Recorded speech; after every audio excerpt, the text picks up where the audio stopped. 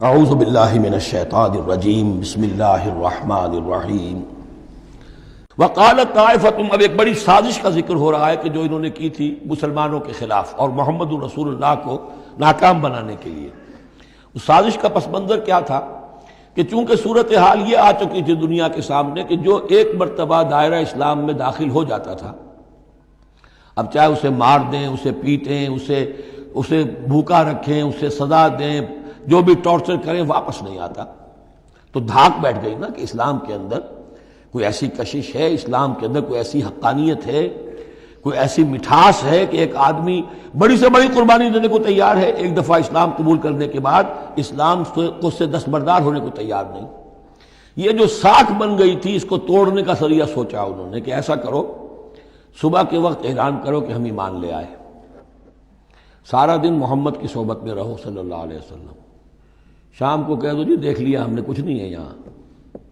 یہ دور کے ڈھول سہانے ہیں، ہم تو اپنے ہی کفر میں جا رہے ہیں، اپنے ہی راستے پہ جا رہے ہیں۔ اب اس سے یقیناً کچھ لوگ سمجھیں گے کہ انہوں نے سازش کی ہوگی، کچھ لوگ سمجھیں گے کہ بھائی بڑے متقی لوگ تھے، بڑے خشوع و خضوع کے ساتھ آئے تھے، بڑے اعلان کے ساتھ، شان کے ساتھ انہوں نے کلمہ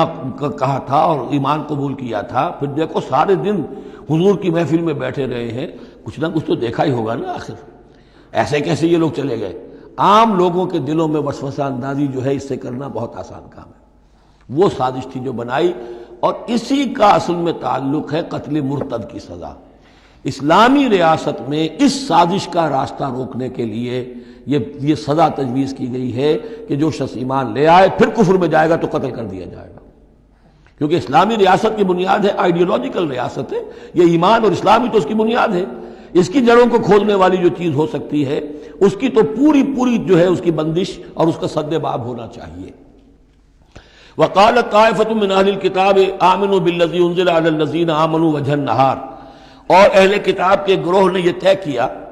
ایمان لاؤ اس چیز پر جو نازل کی گئی ہے ان اہل ایمان پر صبح کے وقت، دن چڑھے، وَاکْفُرُوا آخِرَہُ، اور کفر کر دو، اعلان کفر کر دو دن کے آخر میں، لعلہم یرجعون، شاید ان میں سے بھی کچھ لوٹ آئیں، اندر سے جا کے کچھ لوگوں کو تو گھسیٹ لائیں گے ہم کہ وہ جو ہے وہ بھی اسلام کو چھوڑ دیں، وہ مشتبہ ہو جائے معاملہ، ان پر وسوسہ پیدا ہو جائے۔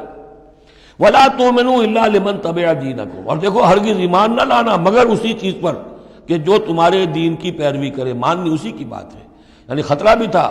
کہ 4-6 اگر ہم جا کر حضور کے پاس اگر چند گھنٹے گزاریں گے تو کہیں ایسا نہ ہو کہ ہم میں سے کوئی واقعی پھر اس کا دل کھل جائے، طے کر کے گئے دیکھو ایمان نہیں لانا ہے ہم نے، وَلَا تُؤْمِنُوا إِلَّا لِمَنْ تَبِعَ دِينَكُمْ، اس پر ایمان نہیں لانا ہے ہم نے، لیکن صرف اعلان کرنا ایمان کا۔ یہ ہے مثال قرآن مجید میں شعوری نفاق، یعنی جو وقت انہوں نے گزارا ہے یہ ہے تو اسلام کا، قانوناً تو مسلمان ہیں، اگر اس دوران میں ان میں سے کوئی مر جاتا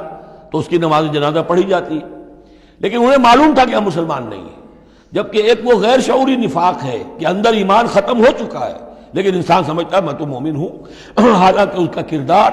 وہ جو ہے منافقانہ ہے، اس کا عمل منافقانہ ہے، اور اس کے اندر سے ایمان کی پونجی جو ہے